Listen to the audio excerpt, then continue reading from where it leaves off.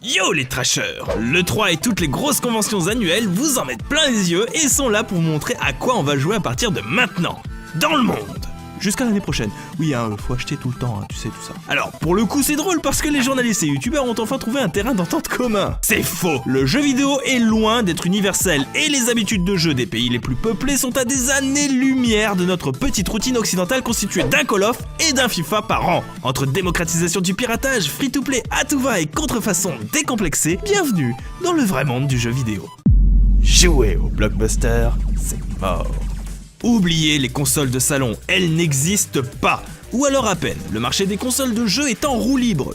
Un coup ça grimpe, un coup ça descend. Souvent, c'est vite oublié. Sauf que petit détail, que ce soit en Afrique, en Chine, en Russie ou en Amérique du Sud, les plateformes privilégiées du gaming sont avant tout le PC et surtout le smartphone. Et pas n'importe quel jeu non plus, les rois du game sont les free-to-play, de véritables stars qui inondent les marchés et dont les entreprises qui les gèrent pèsent gros, même très gros. Tenez par exemple Tencent, une entreprise chinoise qui se fait assez discrète mais qui pourtant est un acteur bien plus imposant qu'Activision, c'est vous dire. En même temps, quand on possède League of Legends, Smite et une ribambelle de MMO coréens à succès, c'est un petit peu normal. On retrouve aussi World of Tanks, le péché mignon de la mère patrie russe. Le jeu de bataille entre tanks développé par des Biélorusses élevé en quasi-rang de fierté nationale. Bah oui, on peut y jouer beaucoup de tanks de l'armée soviétique et je vous jure, c'est un phénomène qui a du mal à se calmer là-bas. C'est un peu ouf quand même, on croirait découvrir un monde parallèle. Alors oui, par chez nous, Clash Royale et autres Candy Crush prennent une part importante du gaming, le marché du smartphone étant en constante croissance, mais croyez-moi, on ne fait pas le poids. Et après tout, c'est logique, de 1, un téléphone ça coûte quand même beaucoup moins cher qu'une console, et de 2, si vous souhaitez profiter de l'offre légale de jeux vidéo la plus facile d'accès, vous n'avez pas 36 solutions. C'est le PC, le smartphone et le jeu gratuit.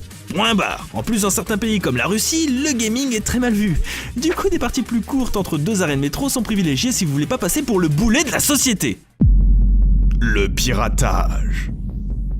Je vous vois venir d'ici avec votre « Mais le piratage, il y en a partout et c'est un problème mondial !» Alors non, la prochaine fois tu te retiens 5 minutes avant de lâcher un commentaire et tu écoutes. STP partage. Le piratage n'est pas pratiqué seulement par les pays émergents. Oui, on a tous été sur des sites pour télécharger des trucs plus ou moins légalement. Surtout toi. Cela dit, pirater des jeux vidéo en Afrique ou en Chine, ça a pas tout à fait la même ampleur. On parle de 90 à 95% de piratage de jeux en boîte. C'est genre vraiment tout le monde et parfois t'as même pas trop le choix parce que le jeu qui te fait rêver n'est pas disponible à la vente. Les boules. Ce qui est marrant, c'est que pirater, c'est parfois même dans les mœurs. Oui, chez les Russes. Ah, sacré russe. On pirate comme on respire. C'est même toléré en fait. Vous avez des magasins qui ont parfois pignon sur rue et qui vous refourguent au KLM des CD craqués du dernier jeu à la mode pour une bouchée de pain. Après bon, faut pas s'étonner de ça, un jeu vidéo de base ça coûte cher et si l'offre de jeu gratuite vous fout la gerbe, ce que je comprends tout à fait, ne reste que la débrouille. Au Honduras, ils l'ont bien compris. Ces mordus de Big N préfèrent télécharger des jeux que de mettre un doigt sur Candy Crush. Respect. Ce qu'il faut comprendre aussi, c'est qu'on se fout littéralement d'eux lorsqu'un jeu est distribué. Déjà que ça coûte un bras, aucun effort n'est fait sur la localisation. Les jeux sortent généralement finis à la piste, fabriqués par des usines qui produisent pour un public différent. Nous, membres de la Sainte Triade, États-Unis, Japon, Europe de l'Ouest. Petit bémol, cela dit, avec l'arrivée de la haute définition, pirater est devenu bien plus galère. Beaucoup de ces zones économiques, comme l'Afrique centrale par exemple, sont très peu équipées. L'internet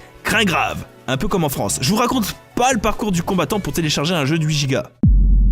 La contrefaçon.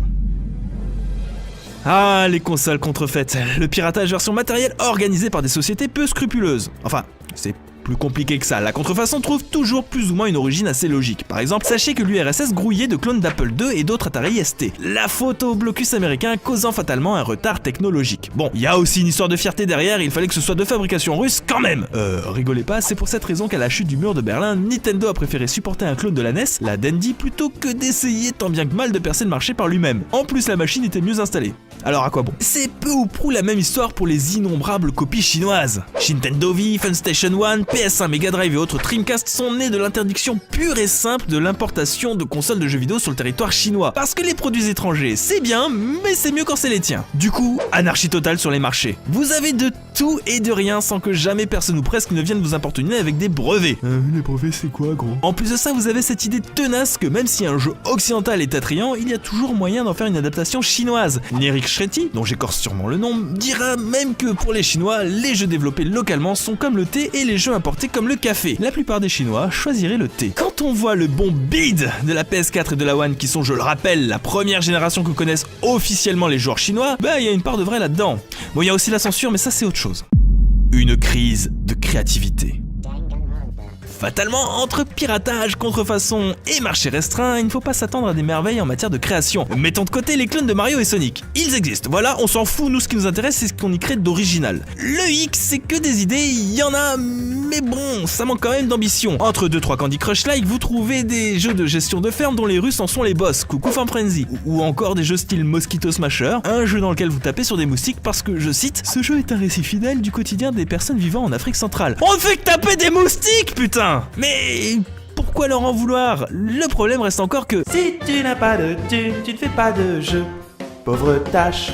Sans compter le retard technologique qui s'accroît. Il y a à la fois un manque de moyens et un manque de qualification pour créer du jeu vidéo. Et lorsqu'un peu de talent émerge et veut tenter des trucs, c'est ramené dans le giron de gros éditeurs style EA ou Ubisoft. Surtout Ubisoft. Pour faire des studios tiers chargés de sous-traiter des jeux moins importants. Et pour vous dire, c'est Ubisoft Casablanca qui a eu la lourde tâche de développer Rayman Fiesta Run et Child of Light. Mieux, en Inde, il est pratiqué ce que l'on appelle l'avantage commercial. Le principe est simple, vous êtes Microsoft, à tout hasard, et possédez votre entreprise aux États-Unis. Sachez que la magie des fuseaux horaires offre 12 heures de décalage avec l'Inde. Joie! Vous ouvrez une succursale en Inde. Votre entreprise tourne H24, dont 12 heures pendant lesquelles vous générez autant d'argent pour moins cher. Du coup, on parle de crise de créativité, mais aucune opportunité n'est laissée pour tenter des trucs, et tout est fait pour occidentaliser les développeurs. Bah oui, sinon ça marche pas.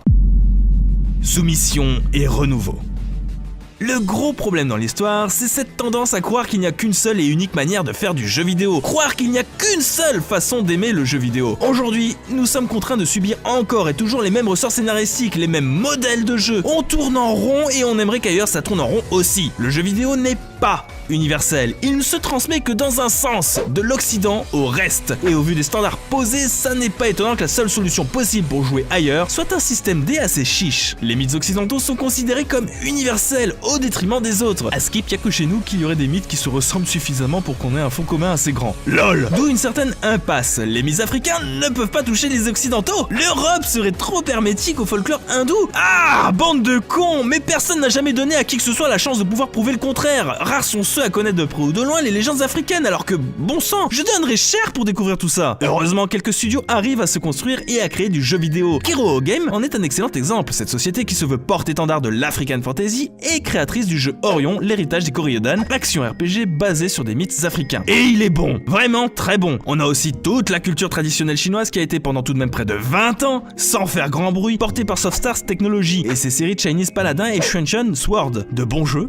jamais exposés, populaires en Chine mais qui apparemment n'intéressent personne ailleurs. Mon cul. On ne rappellera jamais assez que ce n'est pas parce qu'une culture est différente que vous en serez hermétique. Au contraire, plutôt que de rechercher une certaine proximité, ne peut-on pas simplement s'extasier devant ce qu'on ne connaît pas? J'en suis personnellement convaincu. Et j'aimerais savoir quelle mythologie méconnue vous aimeriez voir adaptée en jeu vidéo. Je vous invite à me le dire en commentaire, je me ferai une joie d'en discuter avec vous. Avant de nous quitter, pensez à lâcher le petit pouce bleu de l'amour, à partager la vidéo et à vous abonner si ça n'est pas déjà fait. Ciao!